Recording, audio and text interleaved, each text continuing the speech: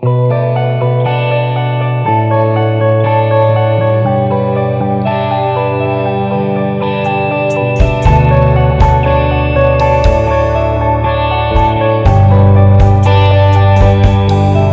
is blockchain? In very simple terms, without getting into mathematical complexity, it is a peer-to-peer transaction network that maintains synchronized copies of ledger across peer nodes in accordance to the pre-configured transaction rules or business rules, and it's hardened against tampering and revision.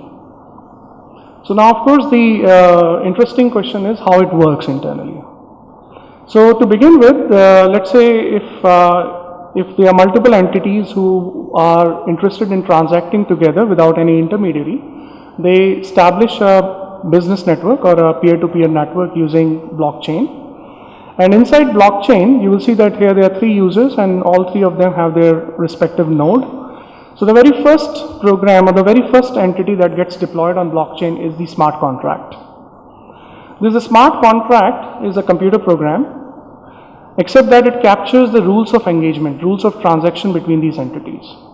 So if there is any workflow between the entities, if there is any access control rule on who will get to update what, if there are any permissible ranges in which one can update a particular state variable, or if there are any finite state machines, all of those can be encoded or coded in smart contract. Now all the parties, they co-own the smart contract. They have captured the terms of their engagement in this smart contract, in this program, and they co-own this smart contract. And when they deploy this smart contract, it is replicated on each of the node in the blockchain network. Now when any entity wants to make a transaction with the other entity, they invoke this smart contract.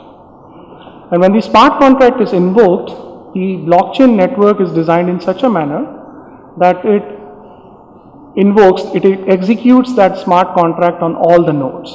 So I may be connected on one node when I initiate a transaction by invoking the smart contract, but this program will be actually executed on all the nodes. And the program will then generate an output for that particular transaction, and the output produced by each node then undergoes a round of consensus. So consensus is the backbone behind any blockchain network. If the output produced by all the nodes is consistent, or if at least the majority thinks that it is consistent, then the consensus algorithm of blockchain will accept that output and will submit it to the ledger to be persisted, to be committed. If the output is not consistent, or if the majority do not think that it is the right output, then the consensus layer will not submit it to the ledger for update. Now underneath we have the ledger, which is again a very interesting data structure. Unlike databases where when we record something and when we want to update it, the record is updated and the previous state is lost altogether. In blockchain ledger, the record or the state is never removed. We maintain the history. So each time we update anything, it is appended to the previous state. So that way, we are maintaining the entire history in the ledger, and anytime we can traverse back and we can see who updated what. Now the advantage of this mechanism is that it makes the ledger tamper proof. The entire trail of transaction is available for verification and for auditing. Okay, so now how blockchain can really help with property rights management. So imagine if we had a property rights related blockchain initiative in which we have all the regulatory bodies, registrars and all. We have all the banks, we have the title owners, we have NBFCs, municipalities, and so on and so forth. Now with blockchain ledger and the smart contract, we can actually encode, first of all we can capture the title. As you will see, the very first, the owner is able to capture the title on blockchain network.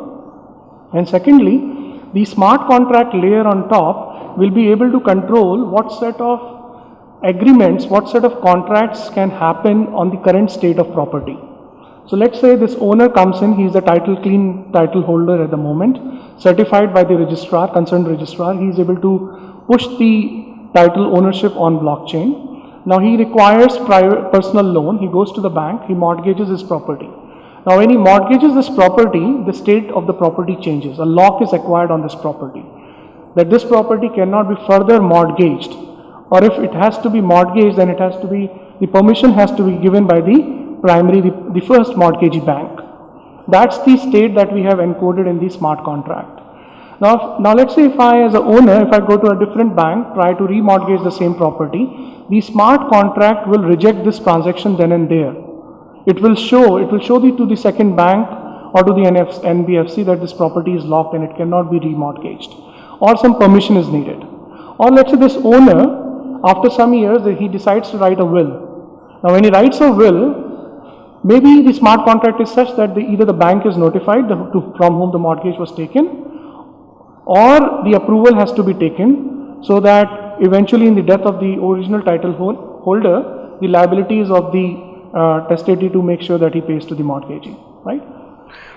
These are some of the policy areas that we had put together for the Dubai government. It is one of the very first initiative worldwide to put together a policy framework for any government to have blockchain, to implement blockchain statewide. Something similar will be required here in India as well, of course with some customization for Indian laws. So at the very bottom we have the blockchain network foundation, which is what the technology stack that I just spoke about. And in governance and adoption, we need the data laws, which I was talking about, that laws have to be in place to mandate pushing data on blockchain, data classification. Membership, so who gets to control the membership? It should not be just a random open for all, but only authorized entities should be able to come in and issue only authorized set of digital assets on blockchain. Compliance, to make sure that every department, every entity which is required to push data on blockchain is complying with it. Dispute resolution between state and center, or between state to state. If there is any dispute with regards to any asset, a body has to be set up for dispute resolution, perhaps a tribunal. Process standards, security and privacy. What happens if there's a breach? What happens if my confidential information is, there's a breach on that? And there has to be a process to actually invalidate my record and issue a fresh record to me for that breach, to compensate for that breach. Risk management, if something goes down, how do we take over? And finally, funding and accounting. So since it is a statewide, nationwide effort, who is funding what? It has to be a collective initiative. And then on top, we have a mechanism. We need to put a policy or a framework in place that how this network that we are putting together here in India can link up or connect to other blockchain networks that are being deployed worldwide. Okay, that's all from my side. Thank you very much.